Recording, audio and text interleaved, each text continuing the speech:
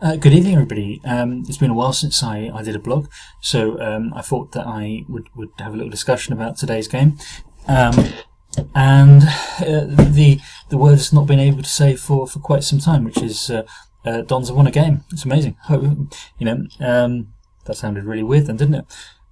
But yeah, so I'll be honest, it's probably something that has been on the cards for a little while. I think that there were definite signs of improvement for the last few weeks, and it is nice, obviously, to get over the line. So today, obviously, just want to have a little discussion about the game, maybe have a little think about the way that Russell Martin has changed things, have a little discussion or about Oxford for any guys that are looking on from Oxford, and maybe any guys who may have any thoughts about that. And then obviously what's to come. So yeah, I must admit I treat myself to a can of old Budweiser. I'm shamelessly enjoying that, and yeah, it's rather weird that the last time we were able to discuss a league victory was in September, which was against AFC Wimbledon, and the league table and climate has changed quite a lot since then. And where do you go going forward? What do you do going forward? Where do we kind of see this going? Because obviously, if they repeat the points tally, we're not quite through halfway through the season, but if they repeat the points tally between now and the end of the season, then they will go down. So they're going to need to improve quite a lot. So first of all, let's talk about the game. So first half, I mean, it was a complete non-event, wasn't it? Really, both teams. It was very, very cagey. I believe Oxford had a few players out. I'm not knowledgeable enough about Oxford to know whether they're their best players and so on. They looked alright. The first half, they didn't look amazing. They didn't look bad. They looked okay. But they didn't look a team that was 7th in the league that hadn't lost in 11. Dons were, again, you would say that looking at the way they played, they didn't look particularly like a team that hadn't won in 12. They kept the ball well. They had a couple of reasonable chances, but I don't think either keeper particularly made a save in that first half. Like I said, it was very tight. Both teams had reasonable enough positions, but in terms of things of note, there really wasn't anything there, to be honest. Second half, it was much more open second half. Obviously, MK got the opening goal on an hour. It's a well-worked goal from Mason, who looks like a player who is capable of playing at a higher level. He looks like he's got a little bit more time than everybody else. He looks like he is prepared to take maybe, I wouldn't say more risks, but he's capable maybe of playing a pass which other players can't, or beating a player when other players can't. And conversely, I'll say on the Oxford side, their 11, I think his name was Fosu. He looks a super player. However, I would slightly counter that from an Oxford perspective in terms of the end product. And like I said, I don't know anything about the history over the course of the season. They're clearly doing all right because they were 7th. I assume they've not dropped too far. The end product seemed to be slightly lacking. They had tons of good position, especially in the second half, and just didn't do anything with it. I mean, you would have to say MK defended well, but Oxford, I cannot remember Nichols making a save of note. And that's for a team that are 7th in the league that are coming to MK when MK was such a bad run of form is not amazing. It was, I wouldn't say comfortable. Oxford looked like they could score, but at the same time they just didn't create anything. So I don't know whether the issue is there that it's just one of those games. Every team has them, don't they? Or is it another issue in that they got Man City in the week, which will be a massive game for them? Or did MK just defend too well for them, or whatever the English thing is? What is the thing there? So, in terms of how both teams defended, they were solid. I don't think you could necessarily say that. Second half, when Oxford were chasing the game, MK went through, and they really should have got a second goal through Gilby, whose finish was poor. But before that, they looked alright. They looked reasonably solid. I was a little bit surprised given how well Carl Robinson knows the stadium, knows the pitch, that they didn't make it bigger. So you get your players, out on the wing, make the pitch really big and try and get them through them that way. I was a little bit surprised about that. It's really difficult to say on one-off performance, but if Oxford play like that consistently over the course of the remaining weeks, I don't think they'll make the playoffs. Now, like I said, it's in December, and they've had a tremendous run. So I would have to say that, based on what I've seen, the evidence would suggest it's a one-off. But you never know.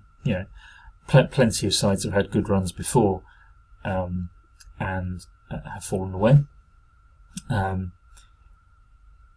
It's just too early to tell for me, and I'm not knowledgeable enough about Oxford to know. From an MK perspective, it's interesting, isn't it? Because the way they performed was never at any point as good as how the heights they reached against Rotherham, the previous home game. They never at any point played as well as the game against Rotherham, and I believe that was the case as well against Doncaster, in terms of they never played as well as what they did against Doncaster. But of course the difference is they got the win, and the difference that may make going forward. They've got a interesting game next week away at Gillingham, and then games against Portsmouth and Southend. And in terms of that, they are big games, because Portsmouth seem to be slipping a bit. Gillingham they're all right, they're mid-table side, and Southend are obviously hideously struggling. But they won at MK earlier on in the season, although I would say that I don't think they should have won. Not out of any bad reason, but just because the style of play or the balance of the match was quite heavily in MK's favour. And it will be a really important period, if they can get, if they can build on today's result, and you can see that players are starting to come back on the bench. Reeves was there, and Healy was there, and if these guys come into the team, they'll make a big difference to the team. Reeves was a very influential player before. Healy is probably the best striker at the football club, and you would, hope it would make a big difference. The defender, whose name I've temporarily forgotten, for MK, Moore Taylor, is probably again one of the best defenders at the club, who'll probably come back in. I do think they need to have a think about Lewington, who is still good enough defensively, and he's good enough on the ball, but there do seem to be some quite obvious signs that the pace has gone, and if he gets caught out of position, I think it'd be very difficult for him. Now, it does make a big difference when they play the way that they do, and if they do get caught out, they're going to need somebody to be able to come back and cover. So what's going to happen with that going forward will be interesting to see. And what they do, and whether they bring somebody in with an eye on the long term, or maybe what might happen there. But I think it's been overall quite interesting. I think it would be. I mean, Russell Martin has come in, and there is more of a focus on keeping the ball and possession, which it feels at times they're taking some unnecessary risks at the back, and it does feel that a mistake is not amazingly far away, and at times you do simply just have to get rid of the ball, whether that means the stand, whether that means just trying to play it long, and playing the percentages is the right thing to do. I mean, maybe that is one of the issues with a team that's used to losing, is that you sometimes are a little bit averse to playing that way, and credit to them for having the confidence to do it, but at the same time you do kind of feel that it is a high risk for the value they get out of it. So we'll see going forward. I mean, under Carl Robinson in the best days, the MK were known as a very good passing team. So they're probably trying to get that back a little bit. I don't think they quite have the same level of player. When you think of the team before had the likes of Darren Potter and Luke Chadwick and so on. So they probably need a couple of players to grow into those roles, especially in midfield. So it's just a little bit of a worry with that. Do they create more chances than under Tisdale? I'm not 100% sure right now, to be honest. It obviously helps that some senior players are coming back. Would they have won the game under Tisdale? Is an interesting question. I think Tisdale would have gone quite negative, especially in the closing minutes. But then I think you always have to counteract this at this point, with the fact that they hadn't won in so many games. And when you haven't won in so many games, it makes it very, very difficult to have the confidence to do maybe things that you want to do. So I think they've got to have credit for closing it out, and they never really looked like they wouldn't close it out. Although you obviously, when there's only one goal, and MK should have scored more than one goal. I don't think there's any question about that. The Gilby chance especially, and a couple of times they chose the wrong pass, and again maybe that is the whole we've not won in a while, so the panic of trying to get that second goal comes into it. And that they had far more clear-cut chances than Oxford. So it'll be interesting going forward. I've probably rambled quite a bit over the last couple of minutes, but at the end of the day, you're trying to kind of process everything and trying to cover everything really. So those are just my thoughts over today.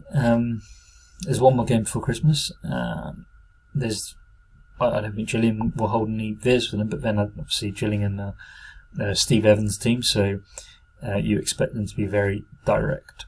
So we'll see what happens there. I suspect that sort of play will probably play into MK's hands, but you will see. We will see if I get the right wording. It's nearly Christmas.